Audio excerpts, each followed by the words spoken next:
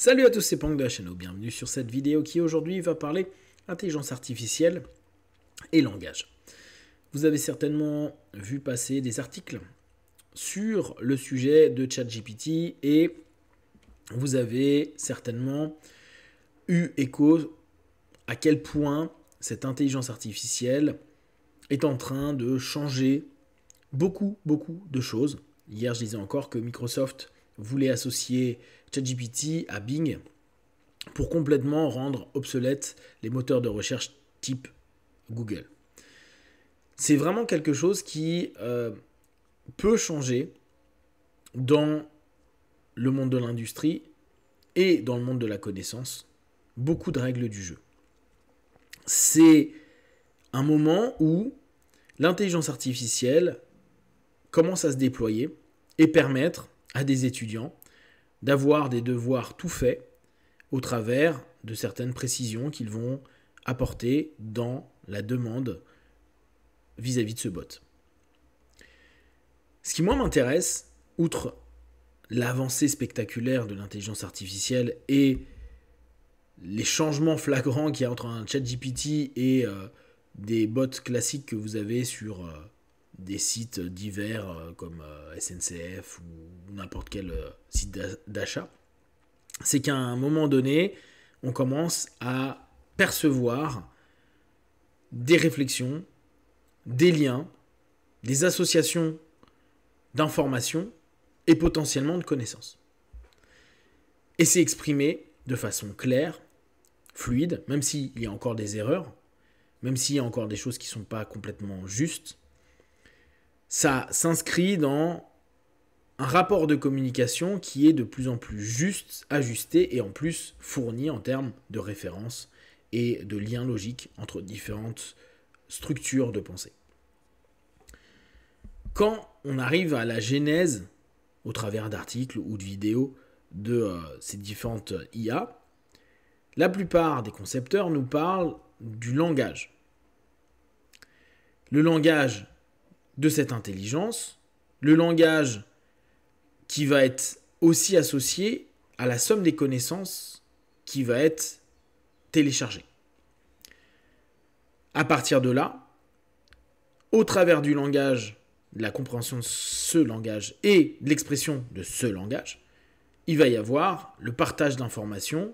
voire l'ensemble des réponses pertinentes qu'on peut trouver sur ChatGPT notamment. Ce qui, moi, m'intéresse le plus par rapport à nous, notre façon de voir les choses, c'est que on s'aperçoit qu'une intelligence artificielle va avoir comme socle le langage, outre bien sûr la connaissance. Il y a quelques jours, je vous ai une vidéo sur laquelle j'émettais l'hypothèse que peut-être les grands thérapeutes sont un peu disparus parce que on a perdu certaines aptitudes sémantiques. On exploite de moins en moins bien notre langage, on est de moins en moins clair et précis, on utilise de plus en plus d'anglicismes, moi le premier, qui en général conceptualisent des idées à la place de les préciser. On a de plus en plus aussi de problématiques de rythme, et, par extension, des problématiques de laisser du temps, des silences, et de développer une capacité d'écoute de ces rythmes différents. Dès lors, la difficulté à pouvoir énoncer ou prononcer ce que l'on vit, ressent, perçoit, pense, nous donne automatiquement une complexité interne, voire un stress, entre la structure profonde et la structure de surface, si on prend des mots de PNL. D'ailleurs, on a de plus en plus habitué les gens à parler en mode emoji, smiley, etc. pour représenter, imager ce qui peut être perçu à un moment donné en interne. Néanmoins, un smiley qui pleure, ça peut être de la tristesse, ça peut être du désarroi, ça peut être du stress, ça peut être de la peur, ça peut être des éléments bien plus prononcés comme de l'angoisse. À un moment donné, on se rend bien compte que ces mots, tiroirs, ces smileys, ces éléments qu'on exploite à longueur de temps, ne représentent pas clairement ce que l'on veut vivre. Et aujourd'hui, une partie de notre langage n'est pas assez connue ou exploitée pour donner une juste expression des ressentis, des perceptions. Se dire qu'une intelligence se développe au travers du langage nous permet de nous poser la question de quel langage je suis moi-même en train d'exploiter, d'utiliser, et à quel niveau de pertinence je vais pouvoir partager mon intelligence, mes réflexions, mes idées, si au bout du compte je suis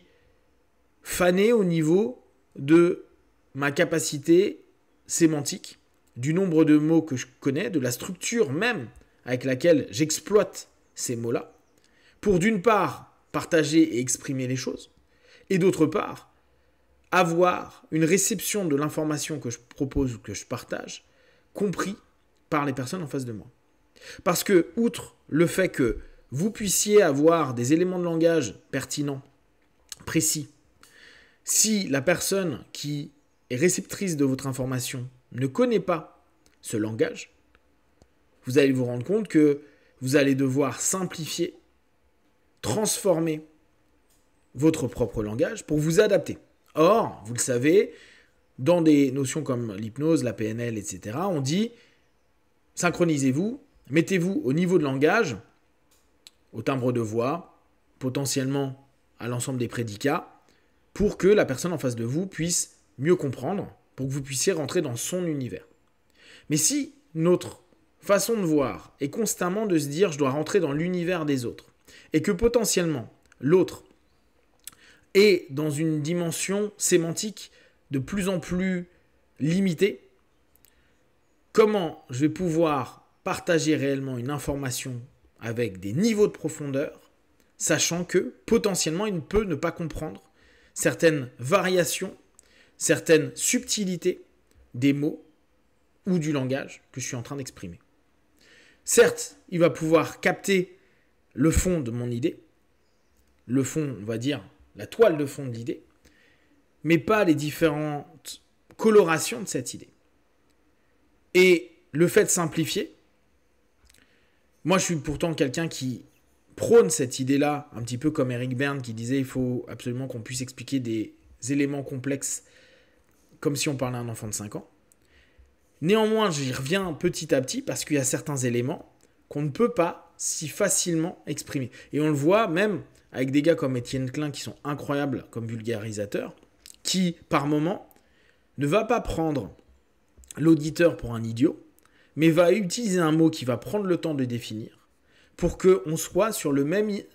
niveau de compétence et de connaissance que lui par rapport à ce mot-là, à cet instant précis, même si lui, il a une profondeur certainement bien plus importante. Se dire que on est en train de développer une intelligence qui développe elle-même un langage qui s'adapte à nous, sans jamais nous prendre pour un idiot, et que cette IA devient de plus en plus pertinente parce qu'elle connaît de plus en plus de façons d'exprimer les choses,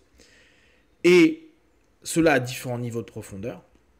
peut nous faire vraiment nous poser des questions de comment on peut redévelopper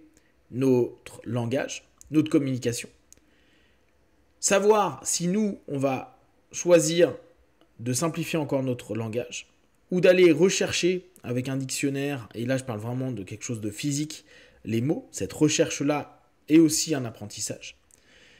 pour trouver ce qu'il y a de plus juste, avoir une meilleure expression, et donc développer notre capacité cognitive, notre intelligence, pour le partage, l'expression et la compréhension d'informations. Si vous avez des questions et des remarques partagées sur Facebook, YouTube, j'y répondrai le plus rapidement possible. Et comme d'habitude, de tout ce que je propose, ne prenez que ce qui est bon et juste pour vous. Testez, observez, analysez et concluez. Be one. Ciao.